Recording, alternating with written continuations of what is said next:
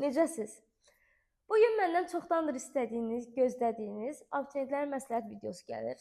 Əvvəlcədən deyim, qriplənmişəm, biraz ona görə səsim qəribə gələ bilər. Üzrlüyün, sadəcə videonu gecikdirməmək üçün və dərs də açılacaq.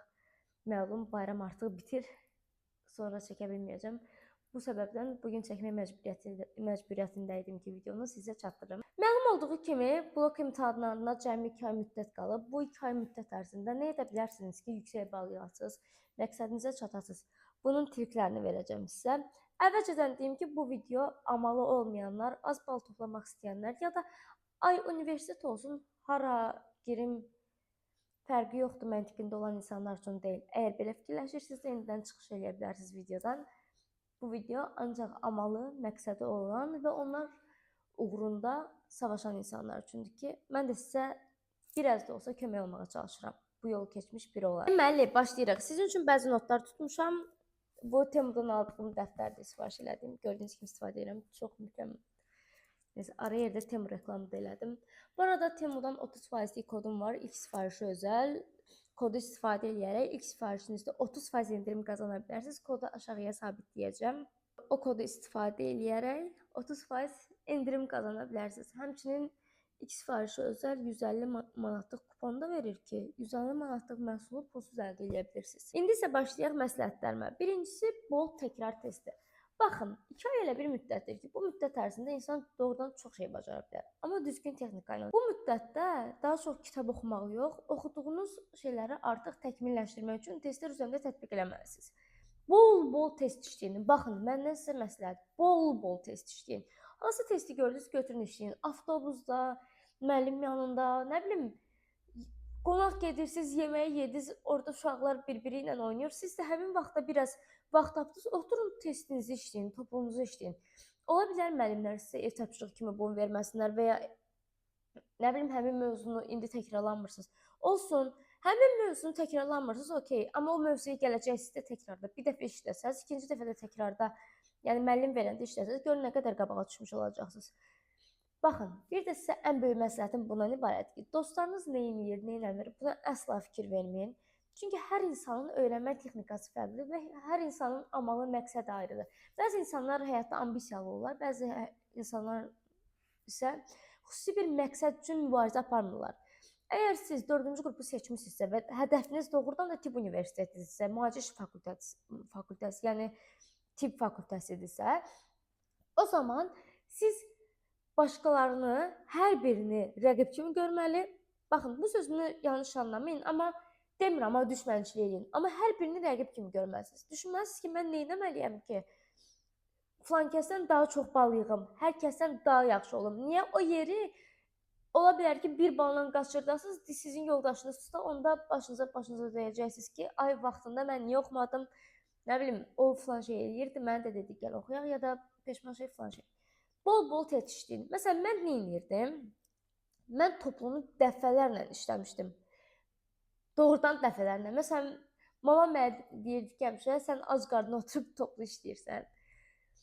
Müəllim verən tapşırıqları əlbəttə ki, hazırlıq tapşırıqlarımı eləyirdim. Hazırlıq tapşırıqlarından əlavə eləyirdim bunları. Məsələn, atıram, mən biologiyanı düşünürdüm ki, ürəyim istəyən kimi kifayət qədər yaxşı bilmirəm. Çünki fizika, kimya elə fənlər idi ki, artıq bir məntiqi vardı həmin fənlərin. Mexanikasını tutandan sonra gedir. Amma biologiyada daim əzbər və təkrar lazımdır. Və qorxurdum ki, nəyisə unudaram, nəyisə yerində olmaz. Baxın, biologiyada mən dəfələrlə toplunu işlədim. Artıq belə sual yaradan məndə əzbərləməli olduğum, amma tam əzbərlədiyimi hiss eləmədiyim yerlər qalmadı. Birisi nə edirdim? Məsələn, bitkilərin fəsillərə aid testlər topludan. Bölmə idi bizim dövrümüzdə. İndi bilmirəm, yəqin ki, indi elə. Açırdım, məsələn, fəsilləri işləyirdim. Okey, işlədim, yoxladım, səhvlərimə baxdım. Səhvlərimə, məsələn, baxırdım ki, atıram, çiçək qruplarından səhvim çıxıb. Həmin çiçək qruplarına aid dərsi oxuyurdum və sonra həmin çiçək qruplarına aid topludan olan səhvlərimi yazırdım bir qırağa. Həmin səhvlərimi bir neçə gün sonra yenidən işləyirdim ki, baxaq görə həmin səhvləri düzəltmişəm yoxsa yox. Bir də çalışırdım ki, səhv elədiyim mövzulara aid topludan əlavə də başqa testlər tapım. Belə-belə çox təkrar test işləyirdim. Yəni bol-bol təkrar, amma kitab təkrarı yox, test təkrarı eləməlisiniz. Bir də sizə məsləhətim bu olacaq ki, hə, işlədim, qurtardım, okey, amma səhvlərimə baxmadım, yoxlamadım. Bunu əsla eləməyin. Çünki test işləməyin əsas məntiqi elə səhvlərimizi tutmaq və həmin səhvlərin üzərində işləməkdir. Keçək ikinci müddəamıza. İkinci müddəamız nədir? İkinci müddəamız sevdiyin fənləri çox oxuma, bildiyin fənləri çox oxuma, bilmədiklərini çox oxu. Baxın, ümumiyyətlə biz insani olaraq elə bir varlıqlarıq ki, bədənimiz dopamin mexanizmindən işləyir. Çalışırıq ki, özümüzü xoşbəxt eləmək üçün hər hansısa bir üsul tapaq. Əlbəttə ki, abituriyent dövründə də özümüzü xoşbəxt hiss eləmək üçün tapdığımız üsul bildiyimiz fənni çox-çox baxmaq və çox-çox testlərini işləməkdir ki, hə, adamda avtomatik olaraq beynində düşüncə yaranır ki, mən bunu bacarıram, mən bunu bilirəm, hər şey yaxşı olacaq, imtahan yaxşı keçəcək. Dopamin mexanizmimizi trigger elədi, hər şey yaxşı, dopaminimiz salgılandı. Amma indi bir tərəfdən bir sual ortaya çıxır. Çox gözəl. Mən atıram, kimyanı yaxşı bilirəm. Kimyaya çoxlu test işlədim. Tamam, əla. Kimyadan get 30 yaz, biologiyadan 10 yazandan sonra sənə nə xeyir olacaq? Heç nə. 600-dən çox yuxarı bal yığmaq istəyən bir insan əsla bir fəndən nə bilim 30 falan yazıb, digər fəndən 15-20 yaza bilməz. Hər ikisini balanslı şəkildə aparmalıyıq. Artıq bildiyini bilirsənsə ki, əminsənsə ki, bu fəni bilirəm, həmin bildiyindən yox, bilmədiyinə fokuslanmalısan. Bilmədiyin üzrə bayaq dediyim mexanika ilə çoxlu test işləyə bilərsən. Məsələn, kimyada mən nə edirdim? Reaksiyaların əvvəlini yazırdım, arxasını boş qoyurdum, arxasını mən yazmalıydım.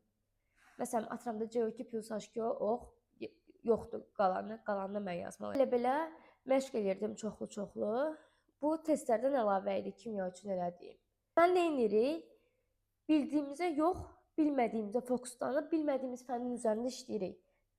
Baxın, bu müddət ərzində doğrudan da bilmədiyiniz fənni kifayət qədər inkişaf elətdirə bilərsiniz.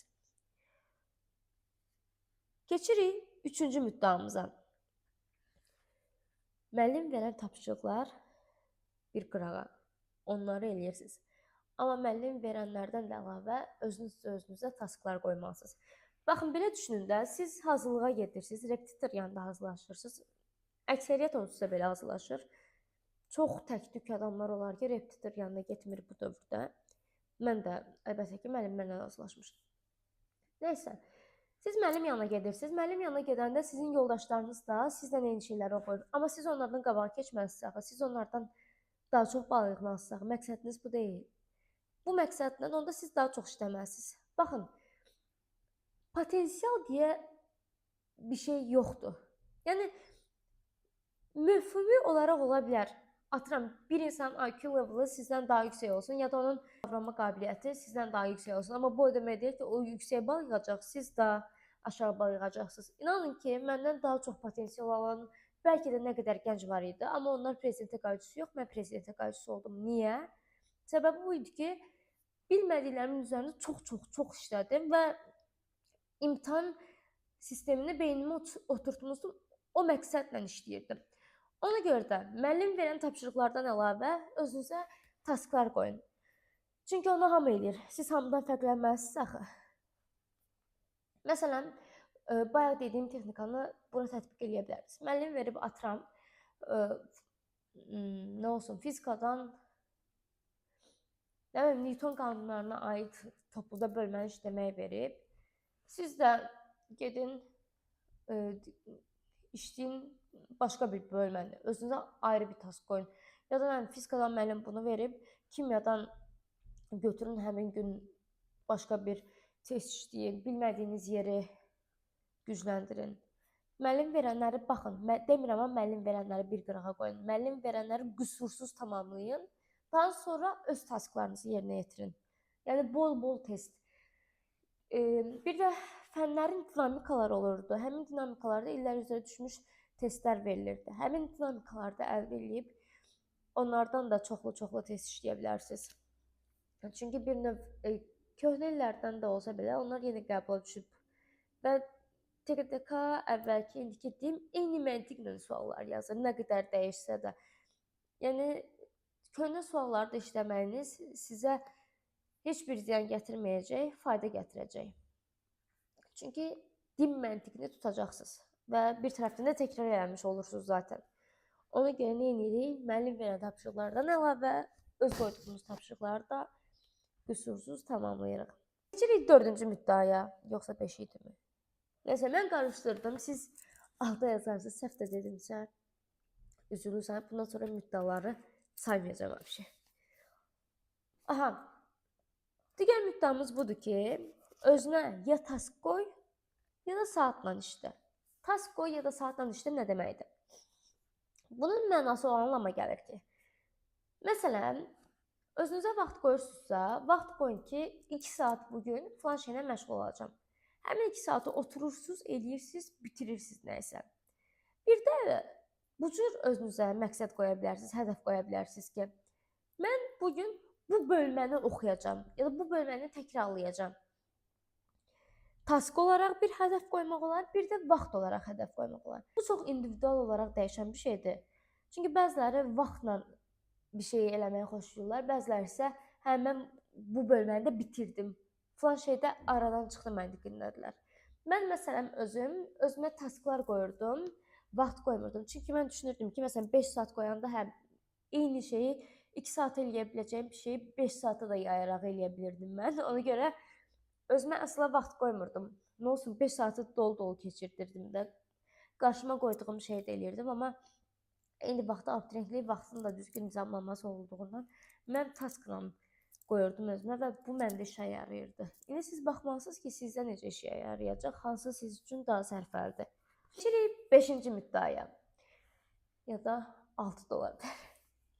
Hər hansısa bir müəllimin sizin üçün effektivliyinin az olduğunu düşünürsünüzsə, həmin müəllimlə vaxt itirməyin. Əsla. Özə bu 2 ay qala. Baxın, ola bilər ki, hər hansısa bir müəllimi xoşlamırsınız ya da o müəllim sizin olduğunuz bölgədə çox məşhur müəllimdir. Hər hamı onun yanına gedir, çox da razıdır. Siz də yanına gedirsiniz, amma nəsə o deyil də, ürəyinizə yatmır. Niyə vaxt itirirsiniz? Çıxın da həmin müəllimdən. Belə bir çıxmasın, ödəniş qarşılığında onsuz da olunur hər bir şey. Ödənişsiz dərs keçmirlər ki sizə. Yəni valideynləriniz bu pulu sizə təmin etmək üçün də əziyyətlə qazanırlar. Analarımız, atalarımız dediyi kimi yerdən çıxmır. Doğrudan da bu belədir. Həmin əziyyətlə qazanılan pulu niyə siz üçün faydalı olacaq bir şeyə xərcləməyə əvəzinə faydasız, effekti az olan bir müəllimlə itirirsiniz? Ola bilər bu müəllim çox yaxşıdır, çox adam bundan razıdır, amma sizlik deyil də, bu faktdır. Sizlik deyilsə, niyə bunu zorluyursunuz? Məsələn, mən öz adıma danışım. Mənim başıma belə bir şey gəlib deyə sizə buna görə məsləhət verirəm. Bir müəllim var idi, müəyyən müddət yanına getmişdim. Hətta 1 il.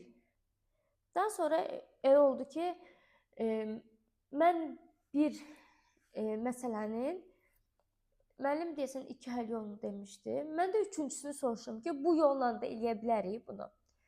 Mənə bu reaksiyası bu oldu ki, özdə Yüzbəyova deyə xitab olunurdu mənə.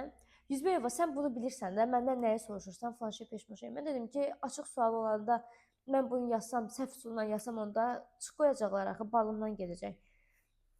Yəni məni sonra bu dediyimə məhəl qoymadı. Dedi ki, onsuz da sən bunu bilirsən də, niyə vaxt aparsan, niyə falan şey, niyə peşman şey. Bu söz məni tutdu. O sözdən sonra əsla o müəllimin yanına getmədim. Çünki mənim əgər sualım var və mən bu sualımı ünvanlayanda, bu sualıma istədiyim cavabı ala bilmirəmsə, nəyimə lazımdır mənim bu hazırlıq prosesi? Bir şey itirmədim ki, həmin müəllim də çox məşhur müəllim idi və kifayət qədər də savadlı, bilikli bir insandır.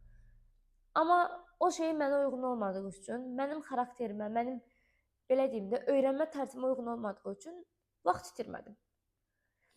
Bir də son 2 ayda istəsə, zəif olduğunuz bir fən varsa, həmin fəndən 2 repetitor yanına da gedə bilərsiniz. Məsələn, biri test işlədirsə, atıram, digərinə də deyə bilərsiniz ki, ikinci gedəcəyinizə də, yəni sonradan gedəcəyinizə, mənim falan yerlərdən boşluğum var, mən istəyirəm ki, məndən bununla məşğul olasınız.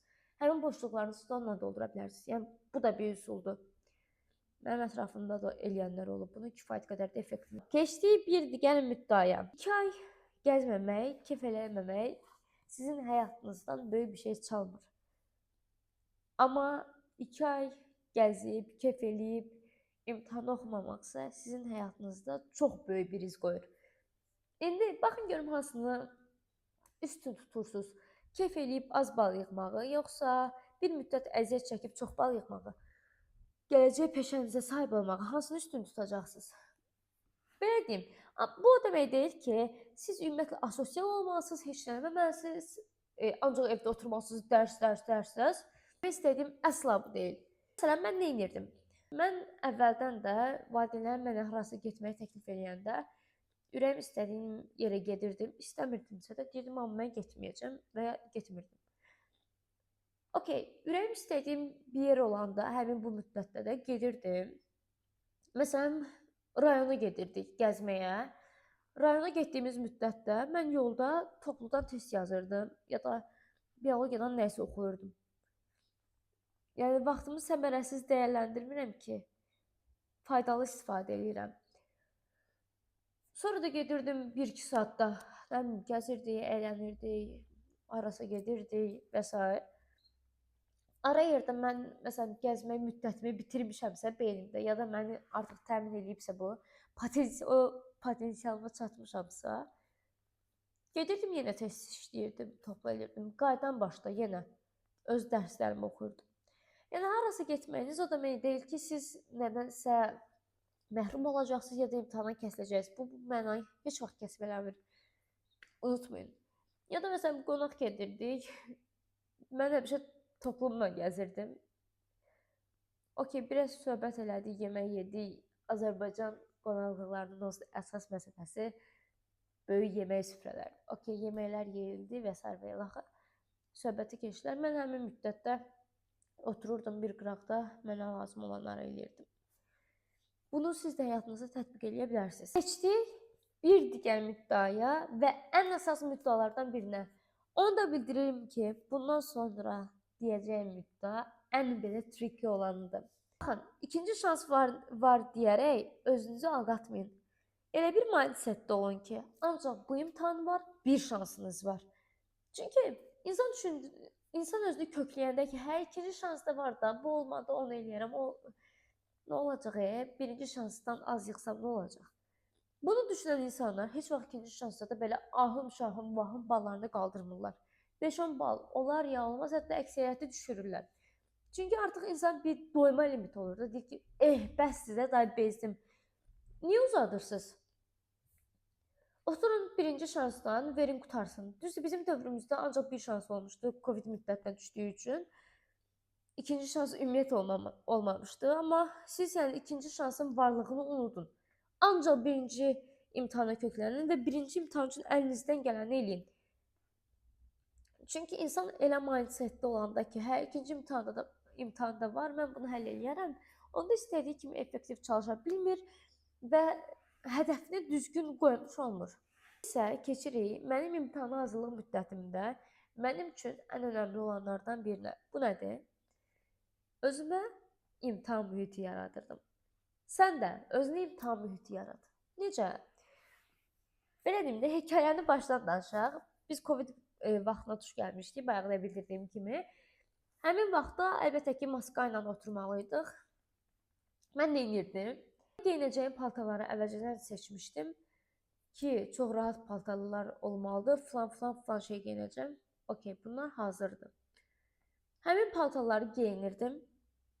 Yəni doğrudan da bunu eləyirdim. Həmin paltarları geyinirdim, maskamı taxırdım, imtahana aparacağım butulkada suyu doldururdum.